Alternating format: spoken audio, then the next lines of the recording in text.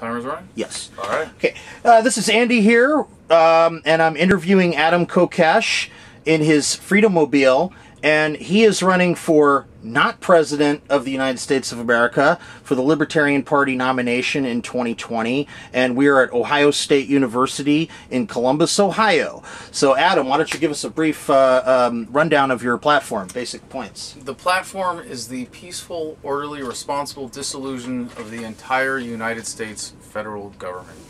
And this is an awesome way of giving everybody what they want. If you want a government to do this or that or the other, you can do it at the state level. We're just going to trim the fat of the most destructive and wasteful and evil layer of government. 3 million of the 22 million people who work for government in this country, we're going to transition the federal government down to the states. Certain elements will be dissolved, some will be privatized, but most importantly, the whole federal government is neutralized immediately, of no authority. When I say I'm running for not president, it's much more accurate than to say that I'm running for president. And by the way, there's nothing more anti-freedom or un-American or un-libertarian than saying, I want to be president of the United States. I want to wield this power. The only legitimate ethical platform is to say, I'm going to throw the ring in the fire. So this is really like coming along as a bankruptcy agent, as a trustee, to manage the dissolution of the federal government. And when we're done with the transition and the liquidation of all of the assets, we fund Social Security until the funds run out. Now, if you were theoretically to be elected, do you think that people would say what you're doing is unconstitutional? I mean, that there's like, how can this guy do this? Sure, and the Redcoats said that the American founders were rebelling against the crown. Yes, we are rebelling against the current authority with this platform and saying that we are coming to end it, as per the Declaration of Independence, which says that people have a right and a duty to abolish systems of government that no longer serve them. Now, how would you go about divvying up the assets currently held by the government? Well, that's a tricky question, and it is one that there are lots of good answers for. There's not a single policy challenge that anyone has asked me about that we haven't had an answer for, even if it lacks some of the immediate details. But it's not going to be perfect. And if we want to move forward in peace and prosperity and freedom, we do have to give up some materialism. And by that I mean just this idea that it's going to be perfectly fair, because the theft that the federal government represents has been so massive and over such a long period of time. We're not going to pretend to be able to untangle that knot perfectly well. But the government's stolen a lot of stuff, and we're going to give it back to the people. So in terms of the assets that need to be maintained as discrete resources for the functioning of state governments, they get handed over to the states. The rest, like I said, we liquidate the federal government. Some agencies get spun off, perhaps with endowments like the VA, or like a Library of Congress perhaps, to handle the records so that we can make them all available online eventually, that sort of thing. Then we take the remainder and we give it to Social Security, spun off as a private institution. We might end up having to lower the retirement age to 18 to make sure that we can get rid of the money in a timely manner, because there's probably going to be a lot of it left over when we're done liquidating all of the assets of the federal government. So make no mistake, this is going to be a huge financial boon even for the individual American, and not just because we're cutting the fat and everybody gets a huge pay raise by not paying federal taxes anymore.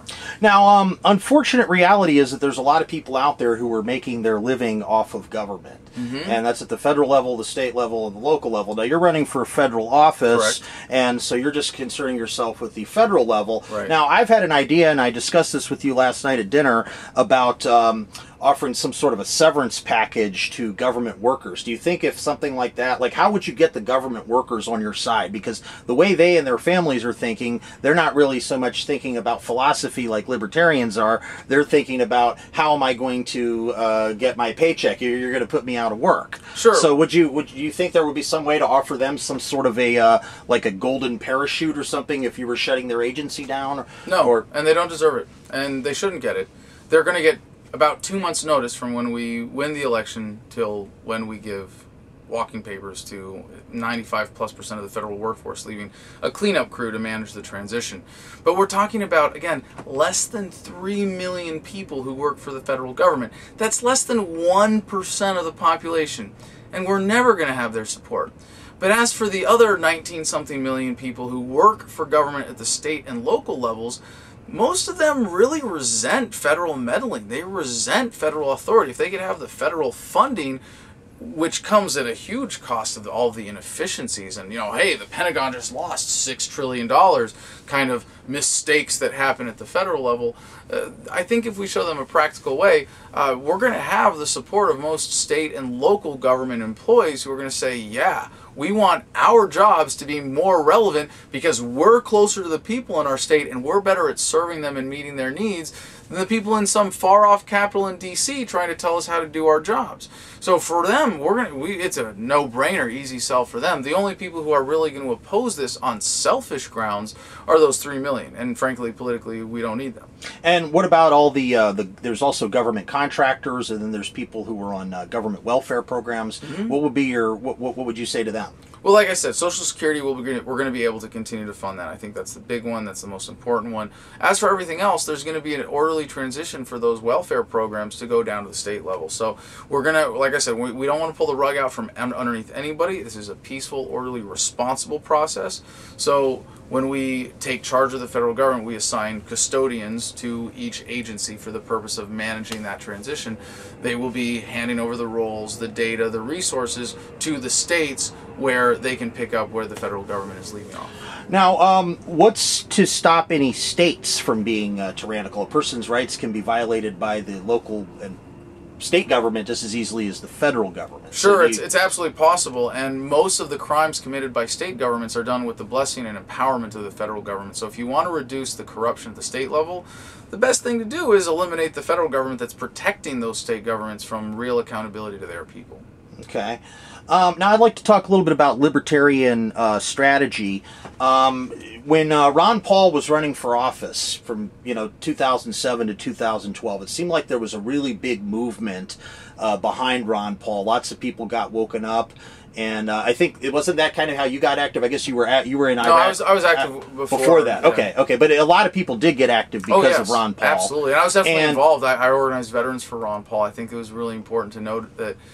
For his non-interventionist message, he had more campaign contributions from active duty service members than all other Republican primary contenders combined. Mm-hmm. That was huge. He was the choice of the troops. Yeah, well, I've been involved in the Liberty movement since the 90s, and when Ron Paul came along, I mean, that gave the Liberty movement a much-needed shot of adrenaline. Mm-hmm. But it seems like since Ron Paul has retired from running for office, that the Liberty movement has the movement that he started is kind of splintered. Some people have gone off in different directions. Some people have gone the non-voter route. Some people went back to the Republican Party. Some of them ended up supporting Donald Trump. And the Libertarian Party seems like it has failed to capitalize on that. Particularly, I'm talking about the whole movement that Ron Paul had sparked. And, a lot of people, myself included, feel like that the Libertarian Party hasn't really had a ticket that has really been all that libertarian since Michael Badnarik ran in 2004. Yep. So, do you think, and I want to get into Rand Paul for a moment too, that in this last election, Rand Paul, I don't think he's a bad guy, but he's not as good as his father. He was kind of playing both sides of the fence, and he didn't really get the same level of support that his father did. And, Gary Johnson ended up being a big disappointment to a lot of people, myself included. And anyway, some libertarians didn't vote. Some voted for Trump. Because they thought that he was the lesser of two evils. Whether he really was or wasn't, I guess, is open to interpretation. But anyway, do you feel like your campaign can re-galvanize that movement that Ron Paul had? Because that movement that Ron Paul had was the biggest thing that I've seen since I've been involved with this stuff. So, do you think you can act as a uniter and to steer, people into the Libertarian Party and kind of rebuild that momentum that Ron Paul had? In terms of that movement, no. That was a moment in time, a unique moment in American history that will never be repeated. And the people who are waking up through Ron Paul were at that first stage of awakening through a message of the Constitution. We're at the point today where most Americans have realized that the Constitution is a failed experiment. The whole concept of a federal government controlling this large an area and this many people is a failed experiment at best. Really, it's a successful exercise in ripping people off through government, if you want to really understand who is behind it, of course. But I don't pretend to be trying to retread his footsteps or walk in his shoes in any way, or even revive that movement, because what we're talking about is something new, and it's going to be much bigger.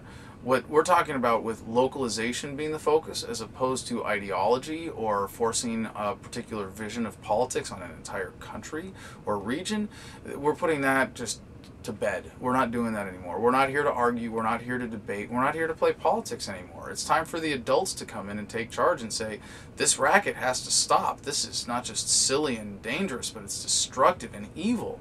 And if we decentralize government, we get it down to the community level. This is the everybody gets what they want platform. This isn't about uniting factions within the freedom movement. This is about uniting humanity. Left, right, center, everyone against the common enemy of big centralized government. And it's not going to be the same kind of movement. I don't know if you've noticed within the movement, the way that it's evolved over the last 10 years even. But in the Ron Paul days, it was motivated in a very reactionary way, for myself included, as a veteran who was lied to, who saw his buddies die in combat because of lies, and Ron Paul is telling the truth. Yeah, that sparked a lot of anger. That was driven by a lot of hate and discontent, and a lot of people realizing that in being victims of the police state, they were not alone, and they came out with a lot of anger, and that was driven that a lot. Of course, it's still love behind it. It's the love-evolution, right? The revolution with the love spelled backwards, so that you see the love in revolution. And that's always been really important to me. And I think, if anything, this new movement about localization, decentralization, which is really based on the respect of the right of self-determination of communities and individuals, given that it's actually grounded specifically, not in we're right about this, here's the Constitution, it's the legitimate authority. This is really much closer to the love that's at the core of the message of freedom. And I think you're going to see something that's a lot more zen, a lot more loving, a lot more centered, a lot more peaceful in the way that we engage. Because we're not just trying to be right about everything. We're not trying to be a debate club anymore. We're going to be the political force as the Libertarian Party that it was meant to be. And the thing I love about the political party, the Libertarian Party, the most, is that it's the only one whose mission is essentially to put itself out of a job. We're not here to fight this fight for the rest of our lives. We're here to accomplish a specific goal, to move humanity forward from the paradigm of statism to the paradigm of freedom. And we see that it's on the horizon in a way that we couldn't even just back in 2012. We see the development of new technologies, of the explosion of cryptocurrencies, blockchain-based technologies, everything else on the internet that we see bringing people closer together is rapidly accelerating the demise of the state by making it obsolete. So in a sense, we're just coming in to say, hey, can we clean up the mess, pick up the pieces, and get rid of this dangerous toy of the superclass? Can we end the racket, the wars, the fighting, the idea that America has to be united under a single government for us to be united in the American ideals of freedom? Not anymore. America is way too good for this government, and that's what this is really about. It's going to be bigger than anything the world has ever seen in terms of deliberate, conscientious, love-based shifts in politics. Now, I've long thought that libertarians should promote some issues that people can implement in their regular lives that don't rely on elections. In other words, libertarians running for office is a great way to get the message out, and if you can get elected, that's fantastic. But as you know, libertarians don't usually get elected, especially to higher level offices. Right. And so I've long thought that jury nullification, promoting things like jury nullification, and homeschooling and use of cryptocurrencies and gun ownership, and not just talking to conservatives or people who already own guns, but promoting gun ownership to people on the left who don't understand why it's important to have the right to keep and bear arms. So anyway, I'm just wondering, will you use your campaign to promote things like jury nullification and the other things I was talking about that don't rely on libertarians to be elected but can still move society in the direction of more freedom? Oh, absolutely. And those are very important things that all feed into this, that make make it possible by changing the awareness, by creating as many gateways as possible for people to wake up and change their attitudes towards government. Personally, of all of those issues, I think the most important one is Bitcoin, cryptocurrency, or monetary policy freedom, withdrawing from the dollar system, taking away that fundamental power of them to be able to rip us all off by creating more money. So yeah, absolutely. But ultimately, the way that we transition to a decentralized society is by withdrawing political support. And it's really important that we stay focused on that primary objective. Because if I may use the analogy that I did in my speech earlier tonight, it's like a doctor coming up on an accident on the side of the road and you see a dozen people bleeding out. And you've got two hands and you can jump in and you can save one person. You can fight one issue. And it quickly turns into playing whack-a-mole in the world of politics for the movement. You see activists burn out on one thing, they go to another, and they never really build, and they never really help build the movement that way because they never focus or build the institutions or consistent practices in their activism to get good enough to really be effective. But it ends up being like playing whack-a-mole. You're not going one issue and another one pops up and you sit there playing whack-a-mole. You sit there playing whack-a-mole. And if you want to fight inch by inch, issue by issue, the powers that be are just going to pat you on the head and say, yeah, good little citizen, you followed the democratic process, have a cookie and an I voted sticker, and they're going to laugh at you behind your back. And they're going to take a mile when you're not looking, and you're just going to keep losing, and the state is going to keep getting bigger. And I say, screw that. Let's stay focused. No more whack-a-mole. Let's knock the legs out from underneath the whole freaking table. You don't have to save one person, because there are enough of us now. If we pull together, if we focus on this shift in strategy, I'm very confident that we're going to be able to carry out this decentralization plan for America of dissolving the states after dissolving the federal government. And when we get government down, in America at least, to the county level, that local community-based level of government, we're done. Libertarianism, we've achieved our goals.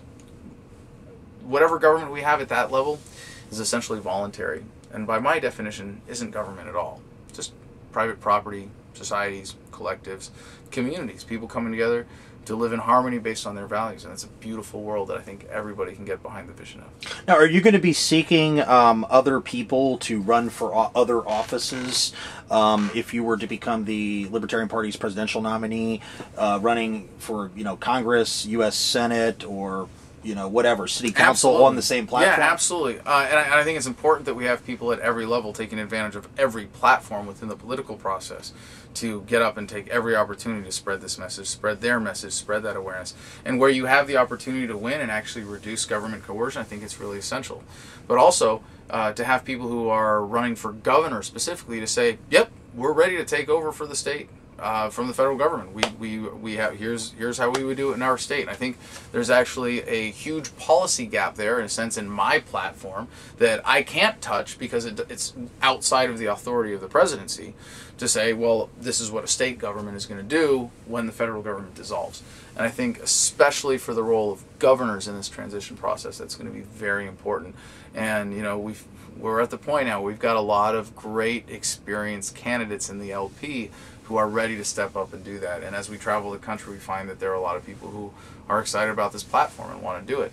I think there are some that are more important than others. I think especially the role of governors in this case, but also the other federal officers in the U.S. House and Senate are very important, because you're discussing these issues and you can say, look, this is a practical plan. You can sell the same policy and say, if I'm elected as a senator or a congressman and I believe in the dissolution of the federal government, I'm going to vote accordingly. I'm going to have the integrity of Dr. Paul's voting record and be consistently voting no on every single possible bill that I get. Now, one concern I think a lot of people would have, and that would be, a lot of people think you need to have all this military, for national defense. And you're like, well, this guy's abolishing the federal government.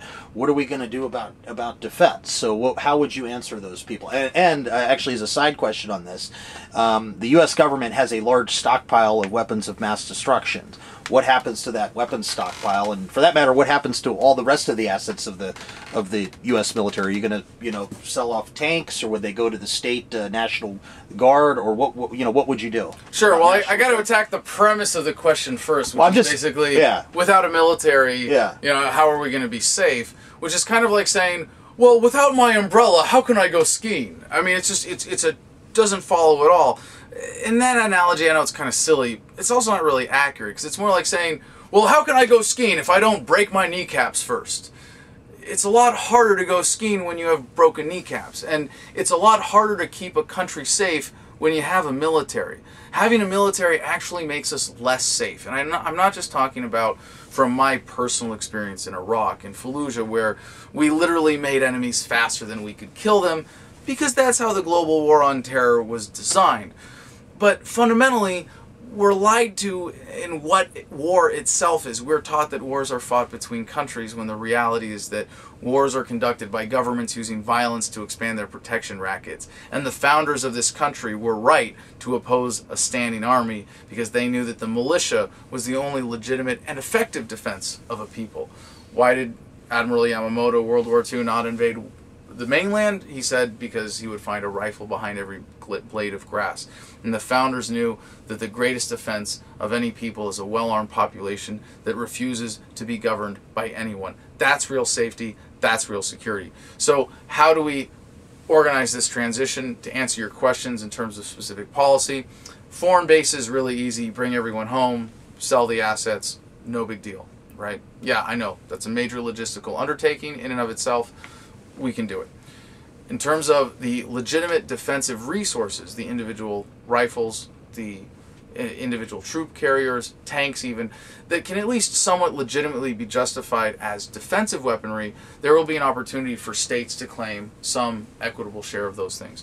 For the weapons that are purely offensive, aircraft carriers, although they might be able to be transitioned to peaceful purposes, they will be de-weaponized and transitioned one way or another to actually meet human needs in terms of providing for quality of life and economic productivity. So you look at the nuclear arsenal. This is like the big one, right? This is the, you said, weapons of mass destruction. Yeah, it's you know, the chemical stuff, the biological stuff. Yeah, there's going to be some pretty intense processes for de-weaponizing those facilities and materials and you know, all those different resources.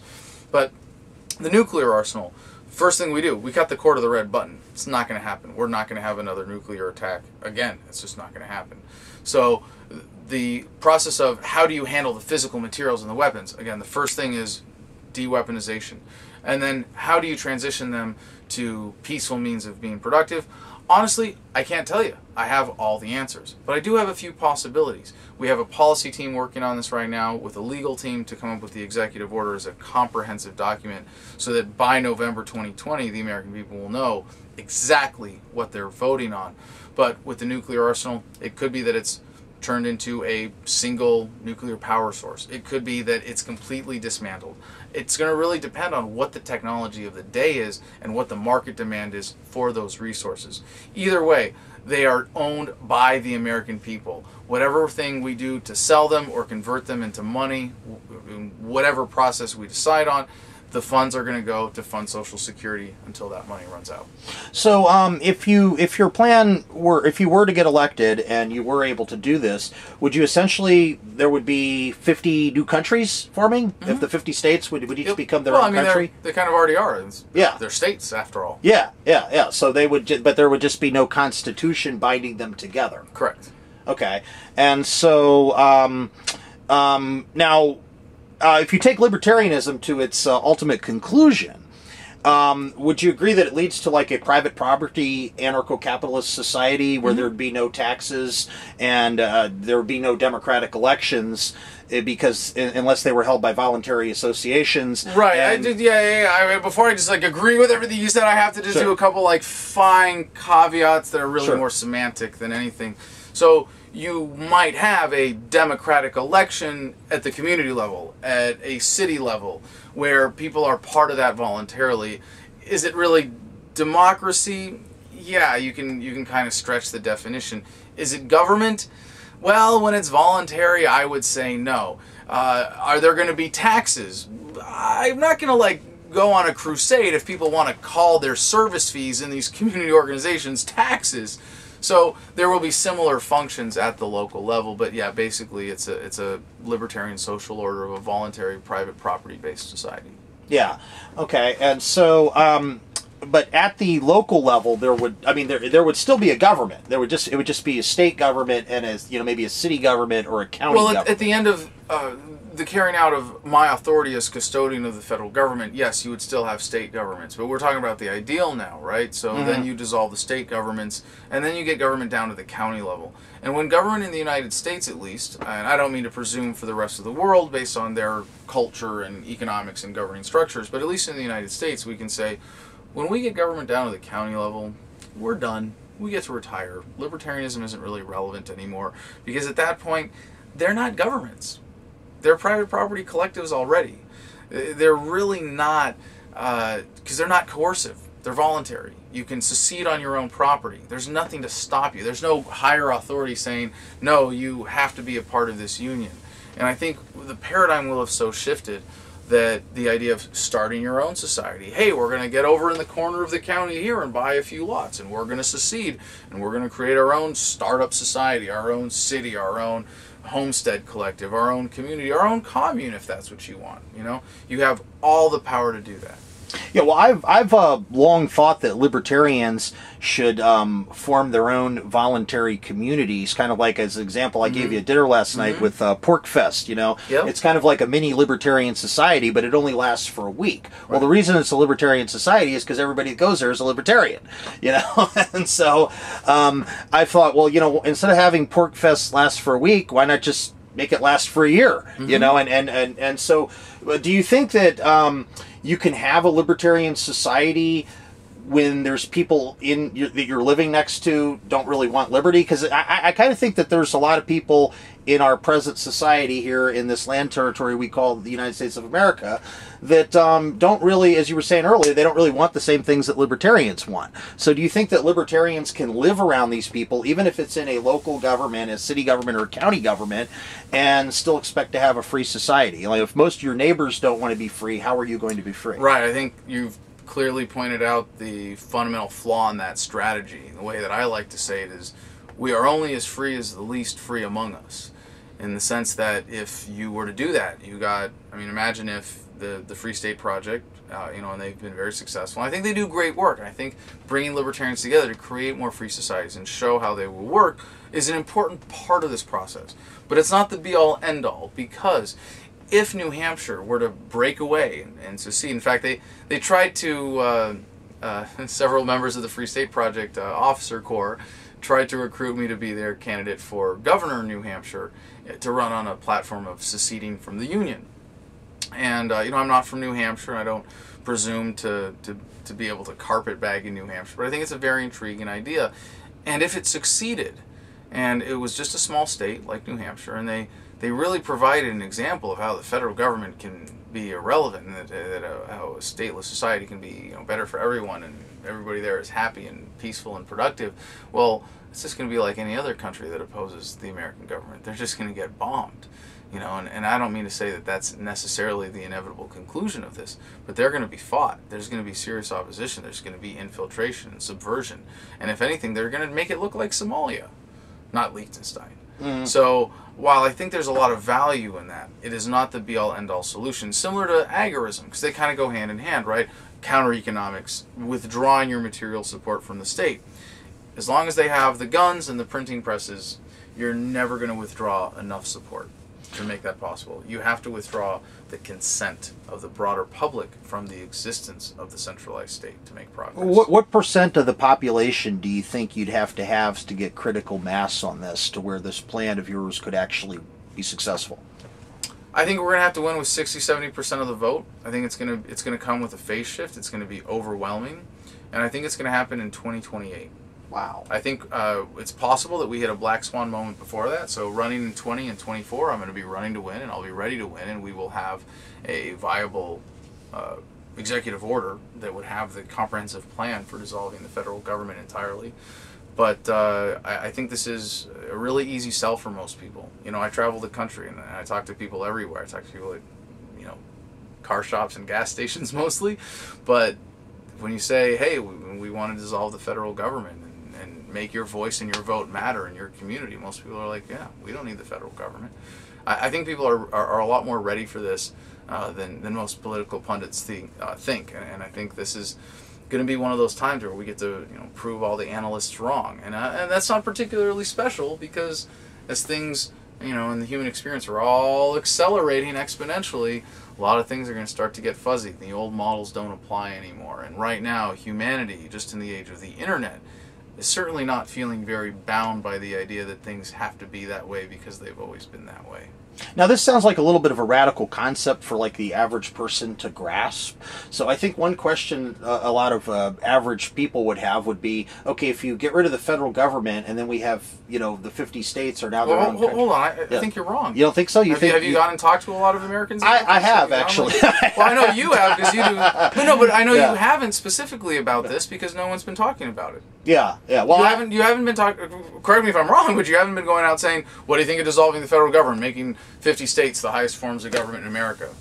Well, right? I've talked to people about a variety of issues from a variety of angles, and a lot of times when you present people with like the radical anarcho-capitalism, we're not you doing get that. Well, I understand that, and we're completely avoiding that's the best I've part even of the strategy. Yeah, I've even had people freak out at me over just really small tax cuts. Like we're going to cut taxes by some trivial amount of money, and there's people who freak out and act like the sky is going to fall. So how would you address those type of people? You know what I mean? The people who, if you talk about even just a trivial cut to government and they're just like, oh my God, what's going to happen? You know what I mean? We still only need 51% technically to pull this off. Yeah. And even if we think we need 60% to have an overwhelming mandate and a clear majority, we're not going to need those people. We're not going to win everybody, and that's okay. And I think this needs to be a really important part of this fundamental strategic shift for the Libertarian Party. We're not coming to be a debate club. We're not coming to argue with people or to play politics or even fight issue by issue. And this is the thing, like about being agnostic about taxes. If in your community taxes are high, but you let taxes be low in my community, why would I complain about that? If you're not using those to hurt me or violate my rights, and it's all voluntary in your community, I don't have a problem with that. Really, when it comes down to it, we need to be more agnostic about taxes and regulation and be more focused on decentralization and focusing on a plan that gives everybody what they want. If you like your government, you can keep it. If you think government should do this, great. You're okay with it doing it just at the community level, just on the level of the people who want that? Are you okay with doing that on a voluntary basis? Well, then your aesthetics don't make it so that you're not a libertarian. You're still a libertarian if you want to not force your ideas on other people. And I think that's the majority of Americans at this point. And from my experience now, just on this tour, going out and talking to people about it like that, they're very receptive to this. By far. Obviously I have a sample bias of people who go, oh, freedom, what's that? But even then, I'm talking to a pretty good slice of the American public. And I think when you present this message properly, you make it clear that I'm not trying to sell you on my values or my principles, but these are my values and principles. And check out, if I get to apply them, here's how they're going to make everyone's life better immediately. Now, you were saying that this is a long-term plan, and you want to, this is kind of a trial balloon for 2020, and then, you're talking about running in 2024, and then you were talking about 2028. Now, would you be willing to, are you going to literally keep running, or would you be willing to pass the baton on to somebody else? If there was someone who embraced this platform, who was, who had a greater chance of winning, then I would want to support them and be part of their campaign. But, unfortunately, we got a pretty shallow bench in the movement right now. And it really is about this line in the sand, should the federal government exist or not. So if someone else wants to join me in that effort specifically in spreading awareness and raising awareness for this message, I would be happy to support them. Now, there's been growing discontent in this country, and the word libertarian has become more popular thanks in large part to Ron Paul, but also to people like Andrew Napolitano and John Stossel, and a lot of people working within the Libertarian Party. And people like yourself have made the word libertarian has now more popular than it's ever been. But it hasn't transitioned into a great boom for Libertarian Party membership. Now, back in 2000, the Libertarian Party reached its around 2000, 2001, had like 33,000 dues-paying members. Now, membership has gone up and down since then, but I believe last year it went up to 20,000, which has been the highest it's been in a long time, but it's already slipping down from what I've heard. I think it's somewhere around 17 or 18,000 dues-paying members. The number of elected libertarians, currently there's like 159 libertarians in elected offices right now. Back in 2003, it was over 600. It was somewhere between 600 and 650. The Libertarian Party has not won the Libertarian Party currently has 4 people in state legislatures, 3 in New Hampshire and 1 in Nebraska, but none of them got elected as libertarians. 3 of them got elected as Republicans, 1 got elected as a Democrat, and they switched. Now that's great, but it's not the same thing as getting elected as a libertarian. It doesn't feel like a movement anymore. Yeah, and so the last time the Libertarian Party won a state legislative race was in 2000. And the person that was in New Hampshire, and that person did not fill out their term as a libertarian. The last time they won a race for state legislature, where the person actually served out their term as a libertarian, was I think it was either 96 or 98. So that's been a long time. So in other words, I feel like the Libertarian Party has not grown as much as it should have, considering that the word libertarian is now more popular than it's ever been, and there's more people now self-identifying as libertarian, but unfortunately it's not translating into membership growth of the Libertarian Party. What are you going to do to address that with your campaign? I think the strategic direction that we're taking on as part of the new libertarian strategy is the key to that. What you describe is the proof that the old libertarian strategy has plateaued, that we've gone as far as we can by being a debate club and by pursuing the strategy of we're going to win the debate, we're going to show everybody how we're right about everything. It's not how politics works. It's not how the old parties keep winning and we keep losing. And I think we're winning when we're growing, but as you point out, when we're not growing, it's really hard to say that we're winning in that sense. So when we say, hey, we're done being a debate club, we're welcoming Republicans and Democrats and liberals and conservatives and centrists and statists and moderates. If you're a localist, if you want government decentralized, then the Libertarian Party is the party for you. So you can unite people through localization. See, Exactly. I think a part of the reasons we have conflicts in society, and I'm just going to use this latest, the controversy going on with the Confederate statues and the Founding Father statues, is we have one group of people that wants to tear them down and another group of people that wants to keep them up. Now, if we had, and that's just one of many conflicts. And so what we have is we have people who have different social preferences and different lifestyle preferences, and we're all fighting over who's going to control the government so we can impose our preferences onto other people. Yep. So what you're talking about is about the opposite. Yeah. So yeah. Okay. Well, anyway, I wish you could. What's that? It will be after 2018, because what we're doing right now, as you know, having attended our event here and got signed up with us, is that we are organizing for the 2018 convention to achieve 3 goals specifically. One is to bring back some version of the Dallas Accords, except it's not going to be about uniting factions within the freedom movement. It's going to be about showing how the party is welcoming to everyone and uniting all Americans against the common enemy of big centralized government. 2, to make decentralization specifically part of the platform so that we can send the message to America. We're not a debate club anymore. We're a political force, and we're presenting serious policy based on our principles. And 3, to make the headlines afterwards that the Libertarians have taken over the Libertarian Party and no washed up old party member is going to come and take advantage of this platform that Libertarians like yourself have busted their butts for decades to build. We're not going to be taken advantage of again, and we're going to be a political force now. So we're organizing to make this happen for 2018. Okay. All right. Well, I guess we should wrap it up here. Do you have any closing statements you'd like to make? KokeshForNotPresident.com, or if you want, you can go to thefreedomline.com if that's a little easier to remember. And just to sum up the messaging of this campaign, because America is too good for this government, we are going to neutralize it, privatize it, and localize it. And when we do, we will fulfill the promise of our first revolution and finally free America.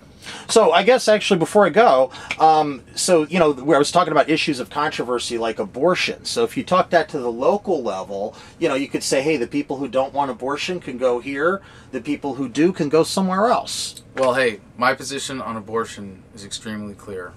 I promise I will never have one. Okay. Well, anyway, okay, I guess that wraps it up. So what's your next, how much longer are you going to be on tour? We got a little over 2 months to go. We're about a third of the way into this tour, 68 cities in 110 days. We're in Columbus right now and Cleveland tomorrow. Okay, and so do you want to give out your website and so people can check to see when he comes to your town? Sure. To go, and I highly recommend going to the event. So what is your website? Thank you. TheFreedomLine.com, and from there you can find my calendar. Click on the calendar tab, or if you want more information about the campaign specifically, you can find KokeshForNotPresident.com through TheFreedomLine.com as well. Okay, well, thanks a lot then. All right. Thank you. All right. Well, take it easy, and we'll go. All right. I guess I'm on camera. All right. We'll shut this down here, and okay, is it stop recording? I think you just close.